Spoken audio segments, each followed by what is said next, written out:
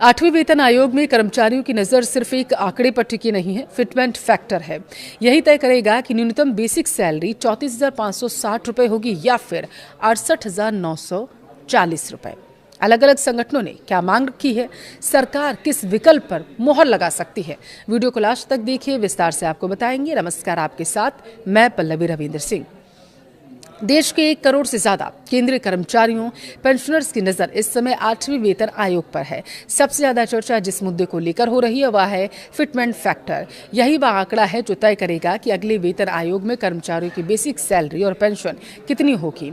महंगाई, बढ़ती जीवन यापन लागत और कर्मचारी संगठनों की मांगों के बीच अब यह सवाल उठ रहा है कि क्या फिटमेंट फैक्टर 2.57 से बढ़कर 2.86 होगा या फिर कर्मचारी यूनियन की मांग के मुताबिक 3.0 से 4.0 तक पहुंच सकता है। फिटमेंट फैक्टर को आसान भाषा में अगर समझे तो यह एक गुणक होता है जिससे मौजूदा बेसिक वेतन को गुणा करके नया वेतन तय किया जाता है। 7वें वेतन आयोग में फिटमेंट फैक्टर 2.57 रखा गया था। इसके आधार पर 18,000 रुपए की न्यूनतम बेसिक सैलरी बढ़कर 46,260 रुपए हो गई थी। अब 8वें वेतन आयोग में इसी फैक्टर को लेकर सबसे बड़ी बहस जो है वो छिड़ी हुई है।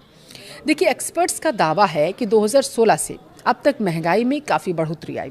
पिछले लगभग 10 सालों में उपभोक्ता मूल्य सूचकांक यानी कि सीपीआई के आधार पर महंगाई तकरीबन 55% से ज्यादा बढ़ चुकी है। अब ऐसे में कर्मचारियों का दावा है कि 2.57 फिटमेंट फैक्टर अब पर्याप्त नहीं रह गया और इसी वजह से कई कर्मचारी संगठनों ने 3.0 से लेकर 4.0 तक फिटमेंट फैक्टर की मांग कर डाली है।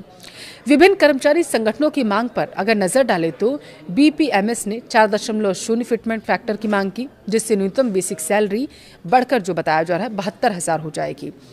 वहीं एनसीजीसीएम स्टॉक साइट और एआईडीईएफ ने 3.833 फिटमेंट फैक्टर का प्रस्ताव दिया, जिससे न्यूनतम वेतन लगभग 69,000 रुपए हो सकता है।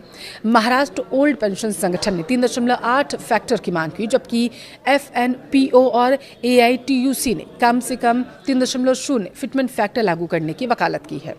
हालांकि फाइनेंशियल एक्सपर्ट्स का नजरिया थोड़ा इससे अलग है। उनका मानना है कि सरकार को कर्मचारियों की जरूरतों और सरकारी खजाने पर पड़ने वाले बोझ के बीच संतुलन बनाना बेहद जरूरी है। कई विश्लेषकों का मानना है कि 8वें वेतन आयोग में फिटमेंट फैक्टर 2.28 से 2.86 के बीच रह सकता है। अगर 2.86 फिटमेंट फैक्टर लागू होता है तो वर्तमान में 18,000 रुपए की न्यूनतम बेसिक सैलरी बढ़कर 51,480 रुपए हो जाएगी और यह वृद्धि महंगाई को देखते हुए एक संतुलित विकल्प मानी जा रही है। इस बीच 8वें वेतन आयोग की गतिविधियां भी तेज हो गई। आयोग ने ज्ञापन जमा करने की अंतिम जो तारीख है वो 15 जून कर दी है और इसके अलावा जुलाई 2026 में भी भुवनेश्वर और कोलकाता में विभिन्न कर्मचारी संगठनों के साथ बैठकें आयोजित की जाएंगी, जहां वेतन, पेंशन, फिटमेंट फैक्टर से जुड़े कई मुद्दों पर विस्तार से चर्चा होगी। फिलहाल कोई अंतिम फैसला अभी नहीं हुआ है, लेकिन इतना तो तय है कि 8वें वेतन आयोग का फिटमेंट फैक्टर आने वाले 10 सालों तक कर्मचारियों और पेंशनर्स की आय को प्रभावित करने वाला है। अगर सरकार यूनियन की मांगों के करीब कोई फैसला ले भी लेती है तो लाखों कर्मचारियों की सैलरी देखने लायक होगी कि उसमें कितना बड़ा छलांग आएगा। वहीं अगर संतुलित दृष्टिकोण अपनाया जाता है, जैसे कि 2.8 से 3.0 के बीच का फिटमेंट फैक्टर होता है, तो सबसे संभावित विकल्प यही क्योंकि माना जा रहा है। अब सभी की नज़र आयोग की सिफारिशों, सरकार के अंतिम फैसले पर टिकी हुई है।